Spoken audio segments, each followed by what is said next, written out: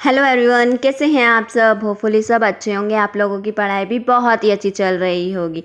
तो लीजिए, एक नई वीडियो के साथ हम आपके सामने आ गए हैं। आज हम जो करने वाले हैं वो करने वाले हैं इंडियन इकोनॉमिक डेवलपमेंट। जैसे कि हम लोगों ने एमसीक्यू की सीरीज स्टार्ट कर रखी है, जिसमें हमने macro economics and business studies start किया हुआ है।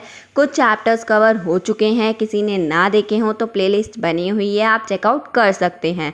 और आज जो हम सीरीज स्टार्ट करने वाले हैं इंडियन इकोनॉमिक डेवलपमेंट की स्टार्ट करने वाले हैं, जिसमें हम चैप्टर 1 करेंगे, जो कि आपका टर्म 1 में आने वाला है, Indian economy on the eve of independence. बिना टाइम वेस्ट किए इसे स्टार्ट करते हैं। Let's get started. जितने भी क्वेश्चन है सारे ही क्वेश्चन अटेम्प्ट करने की कोशिश करना। आप लोगों ने चैप्टर 1 पढ़ लिया होगा। अपना छोटा सा एक टेस्ट दे लीजिए, इवेल्युएट कर लीजिए और मार्क्स मेरे साथ ज़रूर शेयर करना कमेंट बॉक्स में। तो क्वेश्चन नंबर 1 देखते हैं। क्वेश्चन नंबर 1 हमारा क्या कह रहा है। During British period Indian economy was. British period के टाइम पे इंडियन इकोनॉमी क्या थी। फ्यूडल इकोनॉमी थी, या फिर सेमी फ्यूडल इकोनॉमी, या फिर नॉन फ्यूडल इकोनॉमी, या फिर none of the above. British period के टाइम पे हमारी जो इंडियन इकोनॉमी थी वो क्या थी, सेमी फ्यूडल इकोनॉमी थी। क्यों सेमी फ्यूडल इकोनॉमी थी? क्योंकि उस टाइम पे एक्सप्लॉयटेशन हुआ था एग्रीकल्चर का, ज़मींदारी सिस्टम की वजह से। ज़मींदारी सिस्टम आया था, आप लोगों ने पढ़ा ही होगा चैप्टर नंबर 1 में। इसी वजह से ये क्या थी, हमारी सेमी फ्यूडल इकोनॉमी थी। तो फर्स्ट का हो गया बी। नेक्स्ट है हमारा सेकेंड क्वेश्चन। सेकेंड क्वेश्चन हमारा क्या कह रहा है। India entered the dash stage of demographic transition after the year 1921। India कौन सी स्टेज पे पहुंच गया था डेमोग्राफिक ट्रांजिशन की 1921 के बाद? कौन सी स्टेज पे पहुंच गया था? फोर्थ पे, थर्ड पे, सेकेंड पे, या फिर फर्स्ट पे? कौन सी स्टेज पे था इंडिया? कौन सी स्टेज पे था डेमोग्राफिक ट्रांजिशन की ईयर 1921 के बाद? कौन सी स्टेज पे था? सेकेंड स्टेज पे था। तो सेकेंड का हो गया सी। अगर आप लोगों ने एनसीईआरटी पढ़ी है उसमें आपने पढ़ा होगा, डेमोग्राफिक ट्रांजिशन में आपको दिख जाएगा कि इंडिया कौन सी स्टेज पे एंटर कर चुका था। सेकेंड स्टेज पे एंटर कर चुका था डेमोग्राफिक ट्रांजिशन की आफ्टर ईयर 1921। नेक्स्ट है हमारा third question. Suez canal was open in. Suez canal कब ओपन हुआ था? 1867, या फिर 1868, या फिर 1869, या फिर 1870? कब ओपन हुआ था? 1869 में। तो थर्ड का हो गया सी। अब फोर्थ की बात करते हैं। फोर्थ क्वेश्चन हमारा क्या कह रहा है। The overall literacy rate during the British rule. British rule के टाइम पे ओवरऑल लिटरेसी रेट कितना था? लिटरेसी आपको पता है क्या होता है। Person who can read and right is called literate person, उसे हम लिटरेट पर्सन बोलते हैं। ब्रिटिश रूल के टाइम पे हमारी लिटरेसी रेट कितनी चल रही थी बताइए? 10% थी, 8% थी, 17% थी, या फिर 16% थी? कितनी परसेंट थी उस टाइम पे? 16% हमारी ओवरऑल लिटरेसी रेट थी। यानी कि सिर्फ और सिर्फ पॉपुलेशन के 16% लोग पढ़े लिखे थे, रीड एंड राइट करना जानते थे। तो फोर्थ का हो गया डी। अगर आपसे ओवरऑल लिटरेसी रेट पूछा जाए तो 16% है। अगर आपसे फीमेल का लिटरेसी रेट पूछा जाए ड्यूरिंग ब्रिटिश रूल तो क्या था हमारा? 7% है। ये भी याद रखना। तो फोर्थ का हो गया हमारा डी। क्वेश्चन नंबर 5 देखते हैं। क्वेश्चन नंबर 5 हमारा क्या कह रहा है। Farming which focuses on basic need of the family is called. वो फार्मिंग जिसका सिर्फ और सिर्फ फोकस होता है कि हमारी फैमिली की बेसिक नीड फुलफिल हो जाए, तो उसे क्या बोला जाता है? कौन सी फार्मिंग होती है वो? कॉमर्शियल फार्मिंग, सब्सिस्टेंस फार्मिंग, या फिर स्टैग्नेंट फार्मिंग, या फिर नन ऑफ द अबव। यानी कि जो फार्मिंग सिर्फ और सिर्फ फैमिली की बेसिक नीड के लिए की जाती है उसे हम कौन सी फार्मिंग बोलते हैं? मार्केट में सेल करने के लिए नहीं की जाती, सिर्फ और सिर्फ फैमिली की बेसिक नीड को फुलफिल करने के लिए जो फार्मिंग की जाती है उसे क्या बोला जाता है? हम सब्सिस्टेंस फार्मिंग। तो फिफ्थ का हो गया बी। अब सिक्स की बात करते हैं। सिक्स क्वेश्चन हमारा क्या कह रहा है। In the history of demographic transition में dash is regarded as the year of great divide. कौन से ईयर को ईयर ऑफ ग्रेट डिवाइड बोला गया है? 1921 को, 1901 को, या फिर 1922 को, या फिर 1923 को? कौन से ईयर को बोला गया है? 1921 को। तो सिक्स का हो गया ए। सेवेंथ क्वेश्चन देखते हैं। सेवेंथ क्वेश्चन हमारा क्या कह रहा है। On the eve of independence India was net exporter of. Independence के टाइम पे इंडिया नेट एक्सपोर्टर किस चीज़ का था? इंडस्ट्रियल प्रोडक्ट का, प्राइमरी प्रोडक्ट का, कैपिटल गुड्स का, या फिर ऑल ऑफ दीज? तो बताइए इंडिया किसका नेट एक्सपोर्टर था? इंडिया जो नेट एक्सपोर्ट करता था वो करता था प्राइमरी प्रोडक्ट को, और जो इंपोर्ट करता था फिनिश गुड्स को इंपोर्ट करवाता था ब्रिटिश इंडस्ट्री से। तो इंडिया नेट एक्सपोर्टर किसका था? प्राइमरी प्रोडक्ट का। तो सेवेंथ का हो गया बी। एट्थ क्वेश्चन देख लेते हैं। एट्थ क्वेश्चन हमारा क्या कह रहा है, which of the following statement is not true. इसमें से कौन सी स्टेटमेंट ट्रू नहीं है, किसके बारे में, about the agricultural sector at the time of independence. इसमें से कौन सी स्टेटमेंट ट्रू नहीं है एग्रीकल्चरल सेक्टर के बारे में, किस टाइम पे, इंडिपेंडेंस के टाइम पे। ऑप्शंस देख लेते हैं। फर्स्ट ऑप्शन है हमारा the agricultural produce was highly affected by zamindari system. बिल्कुल सही बात है, एग्रीकल्चर सेक्टर को हाईली इफेक्ट किया था किसने, जमींदारी सिस्टम ने। नेक्स्ट है हमारा the yield per hectare was very less. उस टाइम पे जो यील्ड पर हेक्टर था वो बहुत लेस था। बिल्कुल सही बात है। सी है हमारे पास there was a large number of landless and bonded labours. उस टाइम पे बहुत सारे लैंडलेस और बॉन्डेड लेबर्स भी थे। और डी है हमारा there was heavy mechanisation of agriculture. क्या एग्रीकल्चर को चलाने के लिए उस टाइम बहुत सारी हैवी मशीन्स थी?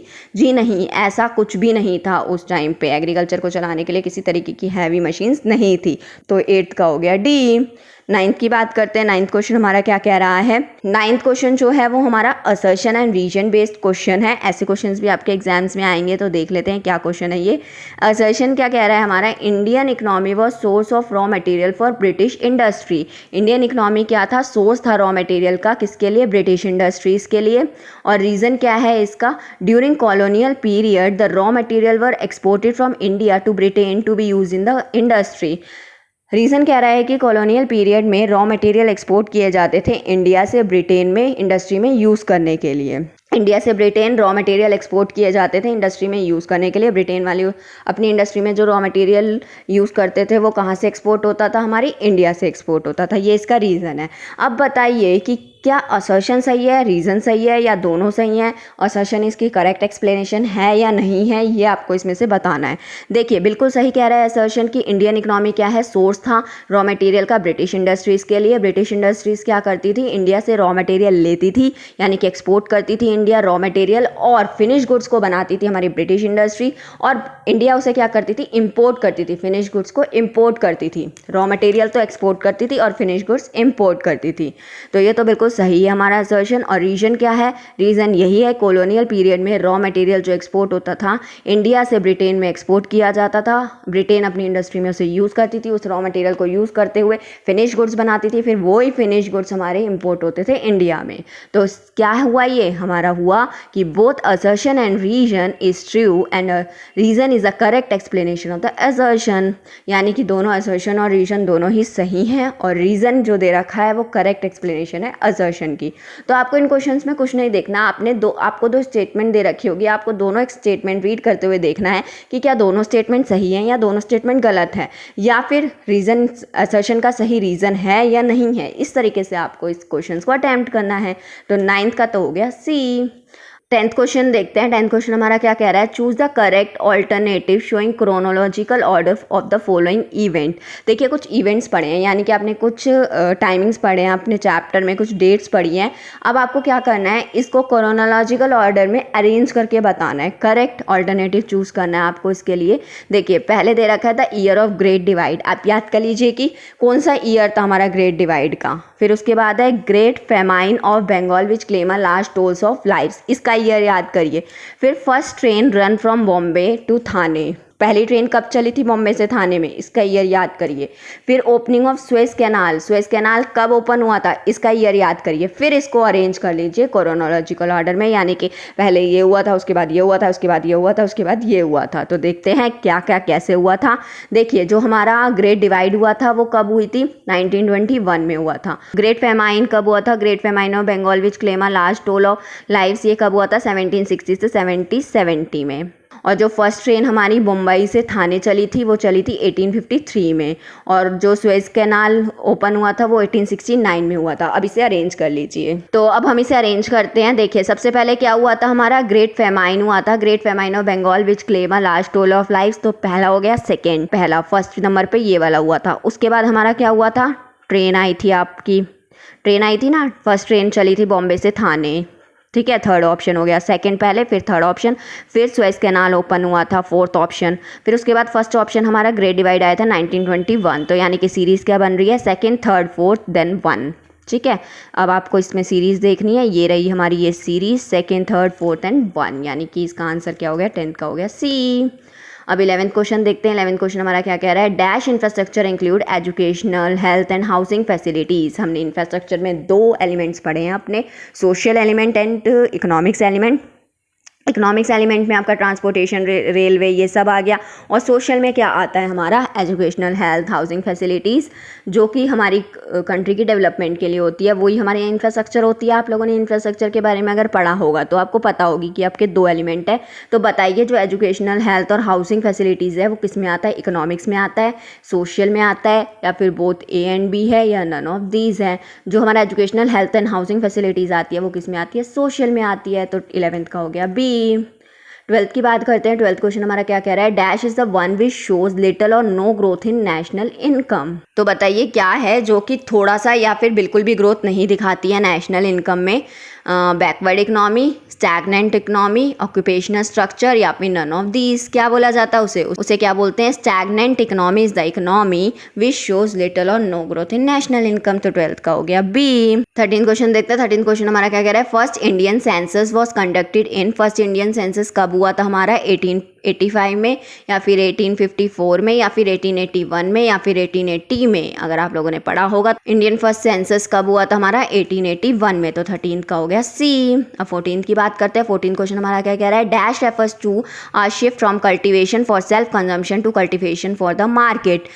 बताइए ये किसकी डेफिनेशन है, जिसमें हमने शिफ्ट किया था, खुद के लिए कल्टीवेशन करने की जगह शिफ्ट हो गए थे, किसके लिए कल्टीवेशन करते थे, मार्केट के लिए। Shift from cultivation for self consumption to cultivation for the market. तो क्या बोला जाता है उसे, commercialisation of agriculture, subsistence farming, occupational structure, या फिर नन ऑफ दीज। तो क्या बोला जाता है उसे, कॉमर्शियलाइजेशन ऑफ एग्रीकल्चर, जिसमें सेल्फ कंजम्पशन के कल्टीवेशन की जगह हम लोग मार्केट के लिए कल्टीवेट करने लग गए थे। तो 14th का हो गया ए।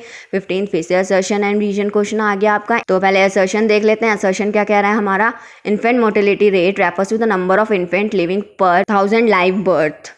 तो बताइए इन्फेंट मोर्टेलिटी रेट की ये डेफिनेशन सही है क्या, या फिर रीज़न है इसका कि infant mortality rate refers to the number of infant die before reaching 1 year of age per 1000 live births. तो बताइए रीज़न सही है या असर्शन सही है। देखिए असर्शन, इन्फेंट मोर्टेलिटी रेट की ये डेफिनेशन सही नहीं है, ये डेफिनेशन तो गलत है। तो असर्शन तो फॉल्स हो गया। और रीज़न क्या है हमारा, ट्रू है कि इन्फेंट मोर्टेलिटी का मतलब क्या होता है, नंबर ऑफ इन्फेंट जो कि डाई हो गए हैं 1 साल के होने से पहले ही, ठीक है, पर 1000 लाइव बर्थ्स के ऊपर। तो क्या है ये हमारा, ये इन्फेंट मोर्टेलिटी रेट की डेफिनेशन सही है।